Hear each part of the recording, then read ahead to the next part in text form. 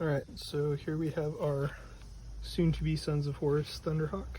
I did not specify the condition of said Thunderhawk last video. Luckily I got this right as I was pretty sure they were going to stop selling them and ordered, and luckily I got all the forge rolled tiles before they went out of production. If you've never worked with any resin or any of these forge rolled tiles before, you do need to scrub the hell out of them before you try to paint them. You can't really see it, but I can feel it. There's mold release agent all over this sucker. So to get started, I'm out back and got soapy water, scrub brush, perceptual solvent, and yeah, just gonna give it a nice heavy duty scrub. And when you're doing it, continue to fill up your parts and make sure that you get all the shit off them. You may have to do it a couple times. When I did my Zone Mortalis boards, I had to do each one, I think, twice to get it clean enough. It's especially important if you're gonna like tape anything off. You don't want the tape to just pull straight down, rip your primer off and stuff like that. So that'll pretty much just piss you off and ruin your day. Yeah, so I'm gonna get scrubbing away on this. I probably got some flashing and a couple other little scripts to figure out down the road, and then we'll get to painting it Sons of Horus green, and then do a lot of other really cool stuff with it. Looking forward to trying out some effects that I haven't tried before, and yeah, so it should be a fun little journey here. And hopefully they make some new tiles for the new size Warhammer games, but I kind of doubt it. But they do still at least have these hand cast tiles for Titanicus, and those are absolutely beautiful. I'd love to get a set at some point, especially if those go the way of the dodo like these did. But I will get back with you guys when this is all scrubbed up and we will move on. Alright, and we're back. It's been a couple days because it rained like hell here, but this is nice and dry and ready to prime it up. And I'm going to be priming it gray because it's black, and priming black over this kind of black, even though it's a different sheen, is just going to make more work for me. So if you are doing something like this, I'd do it gray. If you were using gray plastic terrain, do it black. Makes sense, right? We're going to be using this stuff. Duplicolor Automotive Primer. You always want to use automotive primer on resin where you can, especially larger resin models like these tiles or Thunderhawk or Titan or what have you, because it's self-etching. I prefer this Duplicolor brand to the Rust-Oleum because the paint tends to come out in a thinner mist. It's a little easier to control, better nozzle, and it costs about the same. You will have to go to like an actual auto parts store to get this though, versus the Krylon and other kind of crap that you can just buy at Lowe's. It's worth the extra effort to get it, I think, and it works really well. A couple things with this is shake it for 2 minutes. It says 1 minute on the tin, but do 2 minutes to get it really good and agitated. I've already shaken mine up, so more of a shake here, and 8 to 10 inches away, we're going to do about 3 thin coats. You just don't want to overdo it in any one area. And yeah, so catch you up when it's done. Alright, so this is 2 coats of the Duplicolor primer, and it's pretty even. It's high build, which is nice. It fills a lot, but not all the pinholes. I am going to, now that it's really easy to see because it's been primed, all this little flashing screw up stuff, I'm going to go in and file that down and blend it and make it look better, and then probably touch up with a little more primer, and then we'll get into painting this Sons of Horus green. Alright, so we are out in my back sunroom because this is way too big of a piece to fit in my little crappy portable eBay airbrush cabinet. But first thing that we're going to do to start doing up this pretty heavily weathered Sons of Horus green is we're actually going to give all of the Thunderhawk and any of the parts that kind of fell off, a nice coat of this Vallejo Hull Red. This is going to be kind of a little bit of a different approach, utilizing chipping fluid than probably a lot of people have seen before, depending on what kind of videos you've been watching. It's actually a riff on the way that Uncle Night Shift does it. If you're not familiar with his channel, I will link it in the description. And he does scale armor models, and they are just incredible. So we're going to be taking kind of that kind of chipping fluid weathering approach with this model. Never done it before, so hopefully I don't fuck it all up. If I do, yeah, you'll probably never see this, and I'll strip it and start over. Anyway, pretty much just going to start with making everything Hull Red. See you in a bit. All right, there we go. Hull Red over all the bits. So looking good so far. It is unfortunately taking me a while to get this done today due to the outrageous humidity, but it is what it is. We keep chugging along. I just need to buy a bigger spray cabinet. Next step is we're going to give it a coat of satin varnish. I'm obviously using this Vallejo varnish, but any satin varnish will do. Shoot, even if it's the rattle can stuff you get from the hardware store or the craft store, doesn't matter. Just make sure it's satin. Gloss is not going to do what you want it to. So I'm going to go ahead and varnish this biatch. All right, so we got our satin varnish down. Next step is we're going to use some chipping medium. I'm using AK Interactive Heavy Chipping Fluid, and I only use one coat of this opposed to the 2 coats that it tells you to do and that most other products use. Reason being is in the past I've had this, a little goes a long way, and I've accidentally removed way too much paint on several of my Mechanicum armies by using 2 coats. At least I think that's why. Also, water control, as you see when we get further down the road here, is pretty important. But if you're using maybe the MIG fluid or the AK Interactive Worn Effects or just regular hairspray, probably 2 coats is a good idea. But I'm going to do 1 coat of this over all of our parts that we've painted so far. Let it dry, and then we're going to get on to actually putting some green on the model. So here we go. Okay, so I fucked up. Amateur tip: if you're going to try out a new chipping technique, probably don't do it on your out of production Forge World terrain tile. Yeah. So I had to strip it, and worked out pretty well. This is how it's looking. It's pretty much back to the plastic, or resin rather.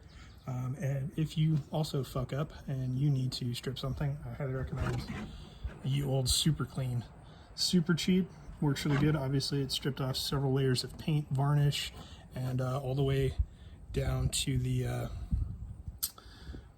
bare resin. So I'm going to clean it again with some soapy water, and then get it back up to where we were in the Hull Red, and hopefully finish it properly. All right, we're back now that I've recovered from everything going all pear-shaped on me. We have the chipping fluid down, dried. Obviously it's varnished over the Hull Red. Now we are going to be pretty much coating everything, armor panels that is, in this color here, Citadel Lubrical Green Air. So the darker of the 2 shades. The other shade we're going to be working with is the lighter shade, this Sons of Horus green. So, you know, if you have the opportunity to leave some shadows in the recesses and things, go for it. But we're not going to go too crazy with it, being that the whole thing's just going to get really chipped up and weathered up anyway. But yeah, so we're pretty much just going to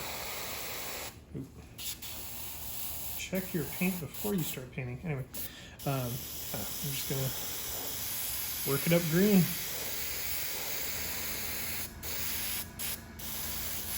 Pretty much airbrushing it up.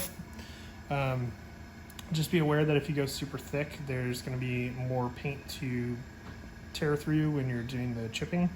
Also, the more layers, the thicker it is, the more it's going to wrinkle, which can be a desirable effect if you're looking for something that looks like it's got a lot of corrosion underneath the paint, which is what I've done on my Mechanicum Army. They have really thick paint on them, and then I actually chip it and I allow it to wrinkle up really bad, and they just look really gross and corroded and kind of awful, and that was, you know, exactly what I'm going for. So I'm going to continue basing this out in the Looper Gold green, and then we'll come back with the lighter green. All right, so we're back, made it green, cool. Next step is we're going to add our highlight color, and like I said before, it's going to be Sons of Horus green from Citadel. And the way that I do this may not be like the right way to do this. I don't know. I'm not an expert, but I treat my airbrush as the light source, so your sun or whatever. And I usually just sort of put it to, like, I don't know what you call like ambient day, basically 45 degrees down, facing your object, your source, in this case obviously the Thunderhawk, and just kind of approximate how the light would hit it.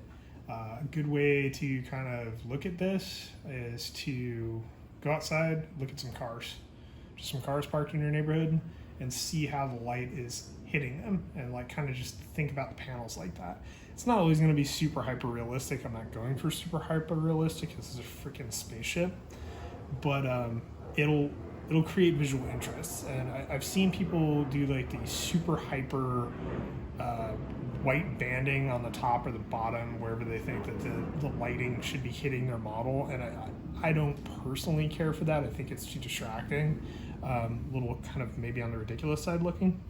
But basically all I do, and we'll go with this big panel here, is start out here and just kind of trace it down. And most of the reflection is going to come from the center of the panel, because that's the biggest spot that your eye is going to see. So we're just going to work it in there, reinforce it in the middle, and that's it. When it dries, it won't look as stark. It'll look much more feathered and blended, and pretty much just going to go around the entire model and do that. It's just basically, before you pull the trigger, just think about where the light's going to be coming from, and just remember that your airbrush is the light source. Just like use it like a, I don't know, laser pointer or whatever. But I'm going to go around and do up a bunch of these panels, and we'll come back, see what it looks like, and then we're going to be ready to start chipping. Okay, so this is what it looks like with the highlight green done. I try to keep it pretty subtle. You can tell that there's a shade variation, but I don't like it to be super over airbrushed looking, personally. So what we're gonna do now is start chipping it. You need an assortment of brushes. I got large dry brush. This is a weathering brush from AK Interactive, and the plastic spreader tool from GW. It's really good for making scratches. Pretty much, you're gonna get some water, go to the area you want to start chipping, get it wet,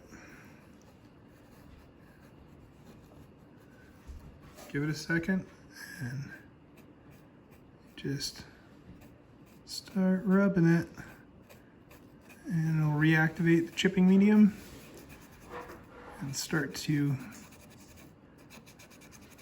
pull off the paint, as you can see right here. Since we only did one coat of the heavy chipping medium, will require a little more friction, but I prefer to do it in that method than put the 2 coats on and have it rip off massive pieces. Because yeah, it's crash, but it's supposed to be a super, super, super durable, super heavy flyer transport thing. So it shouldn't just be falling apart from, I mean, this one even made it to the ground, right? Didn't apocalyptically explode. So we're just gonna go through, and the more water you put on and the longer you leave it on, the more it will lift up the paint and allow you to scratch it up. You can see we're getting little scratches here and stuff like that.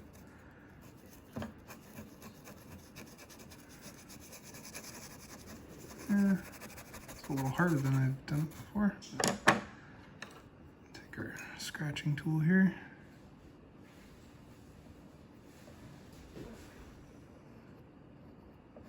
So you can see it softens the paint up and it will scratch away. Main thing is to just be patient with it and get it all chipped up.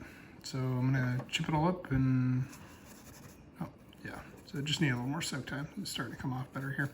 I'm gonna get it all beat up and show you what it looks like.